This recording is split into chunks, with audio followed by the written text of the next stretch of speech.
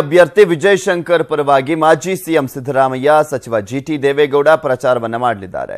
ಕಳೆದ ವಿಧಾನಸಭೆ ಚುನಾವಣೆಯಲ್ಲಿ ಜಿದ್ದಾಜಿದ್ದಿಗೆ ಹೆಸರಾಗಿದ್ದಂತ ಚಾಮುಂಡೇಶ್ವರಿ ಕ್ಷೇತ್ರದಲ್ಲಿ ಈ ಇಬ್ಬರು ಘಟಾನುಘಟಿ ನಾಯಕರು ಪ್ರಚಾರವನ್ನ ಮಾಡಲಿದ್ದಾರೆ. ಸಿದ್ದರಾಮಯ್ಯನವರು ಅಲ್ಲಿ 35,000 ಮತಗಳ ಅಂತರದಲ್ಲಿ ಸೋಲನ್ನ ಕಂಡಿದ್ರು, ಹೀನಾಯವಾಗಿ ಸೋತಿದ್ರು. ಅದಾದ್ಮೇಲೆ ಅವರಿಬ್ಬರೂ ಕೂಡ ಅಷ್ಟಾಗಿ ಎಲ್ಲೂ ಕೂಡ ಸೇರ್ತಾ ಇರಲಿಲ್ಲ. ಈಗ ವಿಜಯ್ ಶಂಕರ್ ಅವರ ಪರವಾಗಿ ಮತವನ್ನ ಯಾಚನೆ ಮಾಡಲಿದ್ದಾರೆ.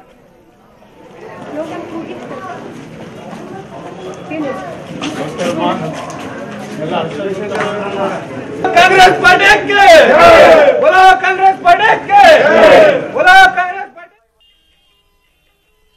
ಪ್ರಧಾನಿ ನರೇಂದ್ರ ಮೋದಿ ಸಮಾವೇಶದಲ್ಲಿ ಭಾಗಿಯಾಗಿದ್ದ ಕಾರ್ಯಕರ್ತರು ಬಸ್ಸಿನ ಮೇಲೆ ಕಲ್ಲು ತೂರಾಟ ನಡೆದಿದೆ. ಮಂಗಳೂರಿನ ತೊಕ್ಕೊಟ್ಟ ಬಳಿಯ ಕೊತ್ತಾರಿನಲ್ಲಿ ಈ ಒಂದು ಘಟನೆ ನಡೆದಿರುವಂತದ್ದು. 2 ಬಸ್ಗಳಿಗೆ ದುಷ್ಕರ್ಮಿಗಳು ಕಲ್ಲು ಹೊಡೆದಿದ್ದಾರೆ. ಪರಿಣಾಮ ಬಸ್ಸಿನಲ್ಲಿದ್ದಂತ 4 ಮಂದಿ ಕಾರ್ಯಕರ್ತರ ತಲೆಗೆ ಗಾಯವಾಗಿದ್ದು ಸ್ಥಳೀಯ ಆಸ್ಪತ್ರೆಯಲ್ಲಿ ಚಿಕಿತ್ಸೆಯನ್ನ ನೀಡಲಾಗಿದೆ.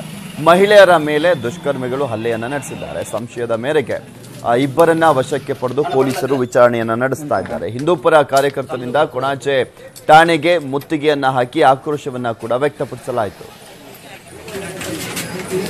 ಆ ಕಾರು ನಿಲ್ಲಿಸಿದಂತ 200 ಬಸ್ಗಳಿಗೆ ನುಗ್ಗಿ ತಾಯಂದ್ರು ಜಾಸ್ತಿ ಇರುವಂತ ಬಸ್ ನಲ್ಲಿ ನಮ್ಮ ತಾಯಂದ್ರ ಮೈ ಮೇಲೆ ಕೈ ಹಾಕಿದ್ರು, ಅವರ ತಲೆಗೆ ಕೈ ಹಾಕಿದ್ರು. ಸುತ್ತಮುತ್ತಲಿರುವಂತಹ ಎಲ್ಲ ಅಂಗಡಿಗಳಿಂದ, ಗೂಡಂಗಡಿಗಳಿಂದ ಸಣ್ಣ ಸಣ್ಣ ಮಕ್ಕಳು ಸೇರಿದಾಗೆ ಕಲ್ಲಿಸ್ತಿದ್ದಾರೆ.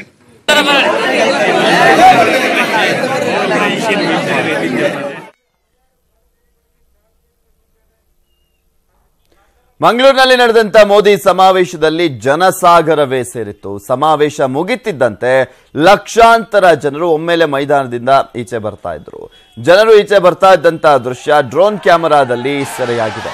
ಇನ್ನು ಮೋದಿ ಮಂಗಳೂರಿನಲ್ಲಿ ನಡೆಸಿದಂತ ರೋಡ್ ಶೋ ಅಂತೂ ಅದ್ಭುತವಾಗಿತ್ತು.